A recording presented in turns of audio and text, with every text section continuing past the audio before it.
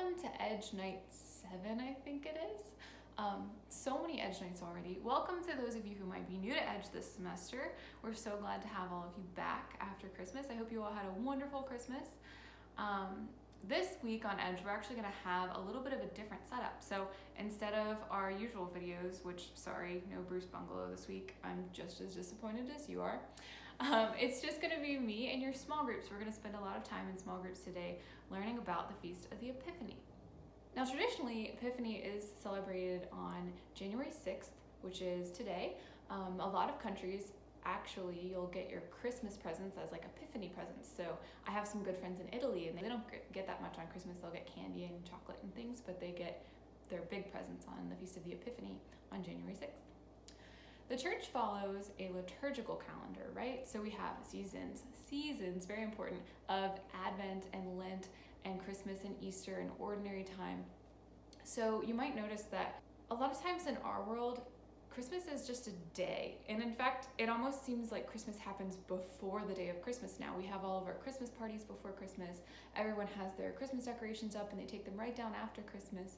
And we end up celebrating more before Christmas than we do during the actual season of Christmas. It's really important that we are aware of our liturgical calendar and that we remember that Christmas is a season. There are a lot of fun ways that we can celebrate Christmas. Those Christmas parties that happen before Christmas are fine, they're fun, and it's good to celebrate the birth of Jesus. It's good to give him like a birthday party.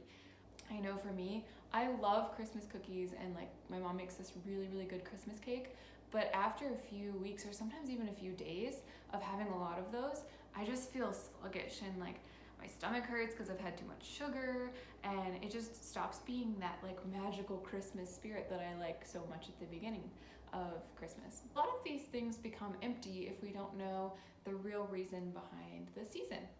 A lot of times in the Hallmark Christmas movies, you might notice that they don't quite get to the full meaning of Christmas.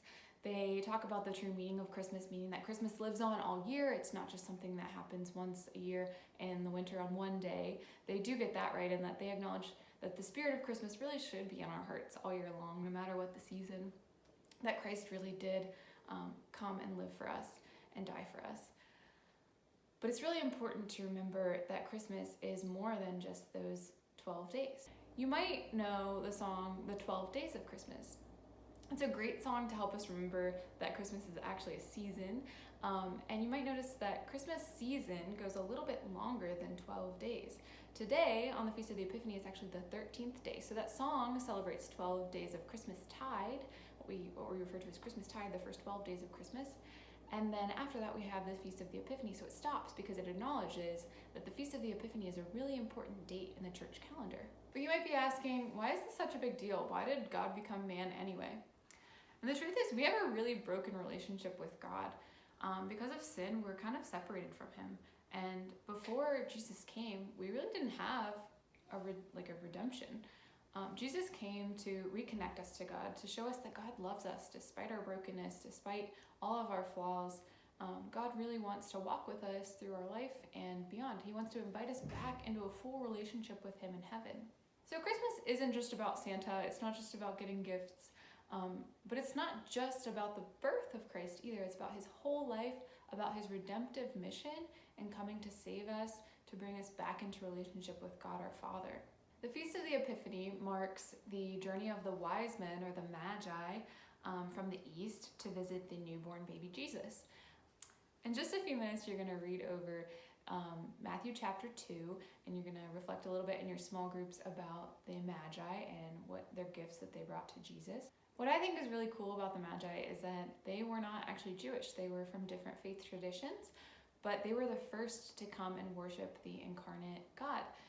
So their own traditions had told them that a star was going to come and lead them to a new king, a child, an infant, and they followed those stars and they followed their faith, and they were actually led to Jesus. So that really shows you how open Christianity is to the whole of humanity. It's not limited to nationality or race or anything. Jesus welcomes all. So the Feast of the Epiphany reminds us to be more like the Magi, to never let anything stop us from worshiping God, from finding God. It also reminds us to be a little bit more like Mary and St. Joseph and welcoming Jesus into our homes, into our hearts, and into our lives. The Feast of the Epiphany, I keep messing up.